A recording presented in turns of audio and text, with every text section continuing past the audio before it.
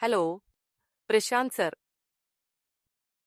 നമ്മി എങ്ങനെയാണ് ഈ ജോലിയുടെ ആവശ്യങ്ങളുമായി എനിക്ക് ഒത്തുപോകാൻ കഴിയുക? ഞാനൊരു ടീച്ചറാണ്.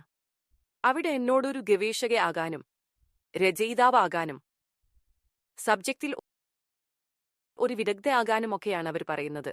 എന്നിലേക്ക് തന്നെ എല്ലാവരുടെയും ശ്രദ്ധ ആകർഷിക്കണം എന്ന നിലയിൽ. പക്ഷേ ഈ ജീവിതം, ശരീരം, അഹന്ത എന്നതൊന്നും അത്ര പ്രാധാന്യമുള്ളതല്ലെന്നും അവസാനം ഇതൊന്നും മാറ്റമുണ്ടാക്കില്ലെന്നുമാണല്ലോ പഠിപ്പിക്കലുകൾ. അപ്പോൾ എങ്ങനെ എനിക്കിത് രണ്ടും ഒരേപോലെ ചെയ്യാൻ കഴിയും? പഠിപ്പിക്കലുകളെ അറിഞ്ഞുകൊണ്ട് തന്നെ എങ്ങനെ എനിക്ക് ഈ രീതിയിൽ ജീവിക്കാൻ കഴിയും? നന്ദി.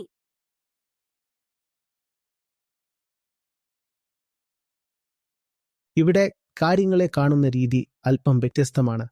ഈ ശരീരമോ ജനനമോ മനസ്സോ ബുദ്ധിയോ ഒന്നും പ്രധാനമല്ല എന്നല്ല ഇതിനർത്ഥം. ചോദ്യം ഇതാണ്: ആർക്കാണ് ഇവ പ്രധാനമാകുന്നത്? എന്തിനു വേണ്ടിയാണ് ഇവ പ്രധാനമാകുന്നത്? ശരീരം പ്രധാനമാണ്. മനസ്സിന്റെ സൂക്ഷ്മത പ്രധാനമാണ്. വിഭവങ്ങൾ പ്രധാനമാണ്. ബന്ധനസ്ഥനായിരിക്കുന്ന, ആശയക്കുഴപ്പത്തിലായ, അതൃപ്തനായ ഒരുവന്റെ പൂർണ്ണതയ്ക്കും മോചനത്തിനും വേണ്ടി ഇവ പ്രധാനമാണ്. അത് ഞാനാണ്, അത് നിങ്ങളാണ്, അല്ലേ? അതിനെയാണ് അഹന്ത എന്ന് വിളിക്കുന്നത്. അതുകൊണ്ട് ഇവയെല്ലാം ലഭ്യമായ വിഭവങ്ങളാണ്. അവ ഉപയോഗിക്കപ്പെടേണ്ടവയാണ്. ശരിയായ രീതിയിലാണ് ഉപയോഗിക്കുന്നതെങ്കിൽ അവ വളരെ വളരെ പ്രധാനമാണ്. ഇവ പ്രധാനമല്ല എന്ന് പറയുമ്പോൾ ഉദ്ദേശിക്കുന്നത് അവ സ്വന്തം നിലയിൽ ഒരു ലക്ഷ്യമല്ല എന്നാണ്. അഹങ്കാരത്തിൽ നിന്ന് മോചനം നേടുന്നതിനായി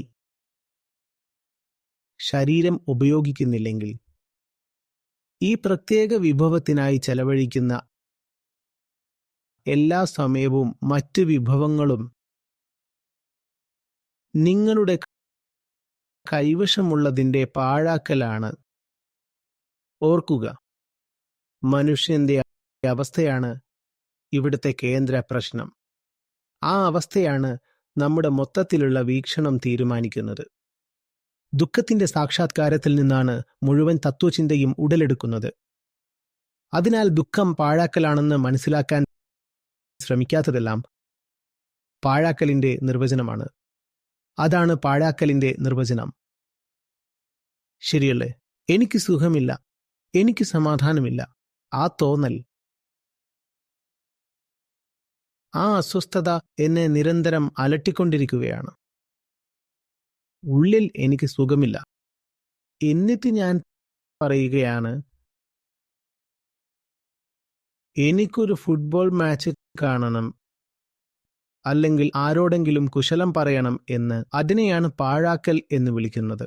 കാരണം നിങ്ങൾ ചെയ്യുന്നത് നിങ്ങൾക്ക് ശരിക്കുള്ള നന്മയൊന്നും കൊണ്ടുവരുന്നില്ല. എന്തിനാണ് എനിക്ക് നന്മയുണ്ടാകേണ്ടത്? അതൊരു സദാചാര നിയമമാണോ? നിങ്ങൾ തന്നെ അനുഭവിച്ചറിയുന്ന നിങ്ങളുടെ അവസ്ഥയുടെ പ്രായോഗികമായ ആവശ്യമാണത്. നിങ്ങളുടെ സ്വന്തം വാക്കുകളിൽ, നിങ്ങളുടെ തന്നെ സാക്ഷ്യത്തിൽ നിങ്ങൾക്ക് സുഖമില്ല. ആരും നിങ്ങളെ നിർബന്ധിച്ച് വിശ്വസിപ്പിക്കുന്നതല്ല ഇത്, അല്ലേ? ഈ ഭൂമിയിലെ ഓരോ വ്യക്തിയും സ്വന്തം അനുഭവത്തിൽ അസ്വസ്ഥനാണ്. നമ്മളല്ലേ? ഈ വ്യക്തിയായാലും ആ വ്യക്തിയായാലും, ഈ ഭൂഖണ്ഡമായാലും ആ ഭൂഖണ്ഡമായാലും, ആണായാലും പെണ്ണായാലും, കുട്ടിയായാലും മുതിർന്നവരായാലും, നമ്മളെല്ലാവരും അസ്വസ്ഥരാണ്. ആ അസ്വസ്ഥത ഓരോരുത്തരുടെയും അവസ്ഥയ്ക്കനുസരിച്ച് പല പേരുകളിൽ, പല രൂപങ്ങളിൽ പ്രകടമാകുന്നു എന്ന് മാത്രം.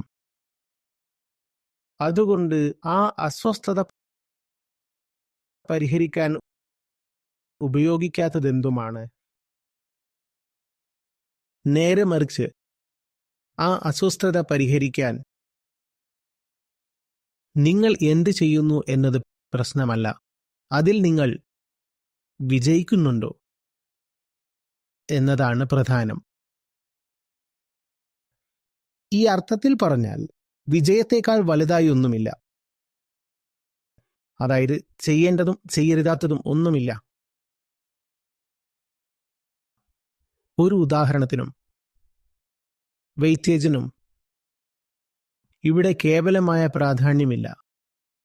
നിർദ്ദേശങ്ങൾക്കൊന്നും നിബന്ധനകളില്ലാത്ത പ്രസക്തിയില്ല. നാം എല്ലാവരും ഒരു തരത്തിൽ രസതന്ത്രത്തിന്റെ അതുല്യമായ ഭാഗങ്ങളാണ്. നിങ്ങൾക്ക് ശരിക്കുള്ള സംതൃപ്തി നൽകുന്ന എന്തും വേദാന്തം അംഗീകരിക്കുന്നു. ബുദ്ധൻ പണ്ട് വളരെ പ്രശസ്തമായ ഒരു കാര്യം പറഞ്ഞിട്ടുണ്ട്. നിങ്ങളൊരു ടീച്ചറാണോ, റിസർച്ച് സ്കോളറാണോ, ലാബ് അസിസ്റ്റന്റ് ആണോ, അതോ വലിയൊരു ശാസ്ത്രജ്ഞനാണോ എന്നതൊന്നും ഇവിടെ വിഷയമല്ല. അത് നിങ്ങൾക്ക് യഥാർത്ഥ മോചനം നൽകുന്നുണ്ടെങ്കിൽ അത് ശരിയാണ്. ഒരു കാര്യം ശരിയാണോ തെറ്റാണോ എന്ന് തീരുമാനിക്കുന്നത് മുൻമാതൃകകളോ സാമൂഹികമായ അംഗീകാരമോ എന്തിന് ശാസ്ത്രങ്ങളിലെ പരാമർശമോ ഒന്നുമല്ല. അത് തീരുമാനിക്കുന്നത് ഒരേ ഒരു കാര്യമാണ്. അത് നിങ്ങൾക്ക് സംതൃപ്തി നൽകുന്നുണ്ടോ? അത് നിങ്ങൾക്ക് മോചനം നൽകുന്നുണ്ടോ? നൽകുന്നുണ്ടെങ്കിൽ അത് മഹത്തരമാണ്. ഇല്ലെങ്കിൽ അത് സ്വർണത്തിലും രത്നത്തിലും പൊതിഞ്ഞതാണെങ്കിൽ പോലും നിങ്ങൾക്കത് വെറും നിസ്സാരമാണ്. അതുകൊണ്ട് ഈ രീതിയെ ആർക്കും ഇത് അത്രത്തോളം ലളിതവും നിഷ്കളങ്കവുമാണ്. എനിക്ക് സുഖമില്ല, എനിക്ക് സുഖമാകണം, ഞാൻ ശരിയായ നിലയിലില്ല, എനിക്ക് ശരിയായിരിക്കണം. എന്നെ സുഖപ്പെടുത്തുന്നത് എന്താണോ അത് നല്ലതാണ്, ഉത്തമമാണ്, സ്വീകാര്യമാണ്. എന്റെ അസ്വസ്ഥത നിലനിർത്തുന്നതോ എന്റെ അസ്വസ്ഥത തുടരുന്നതോ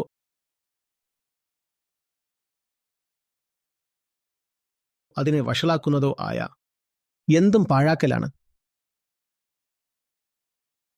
അതൊരു പാപമാണ്, കുറ്റമാണ്, ലളിതം. പക്ഷേ ഈ രീതിക്കെന്ത് വേണം? ആത്മനിരീക്ഷണവും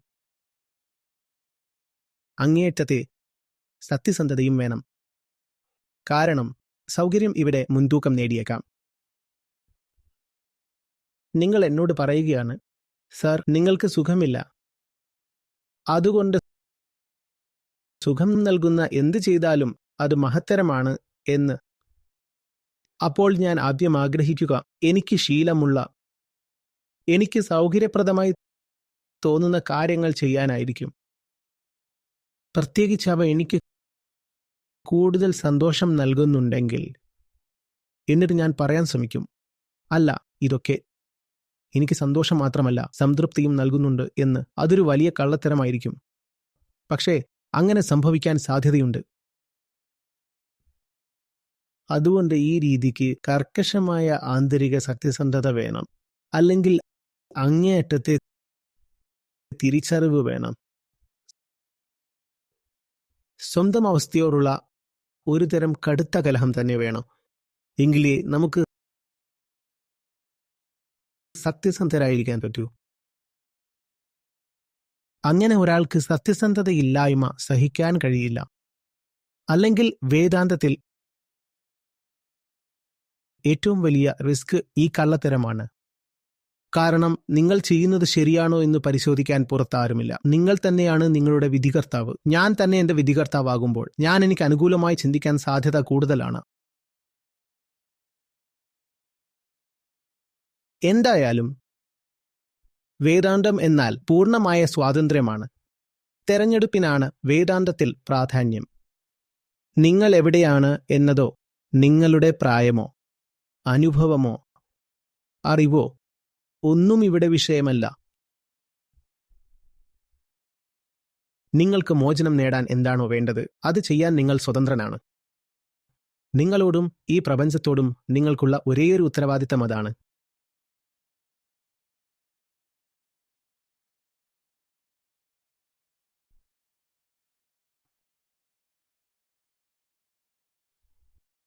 നന്ദി.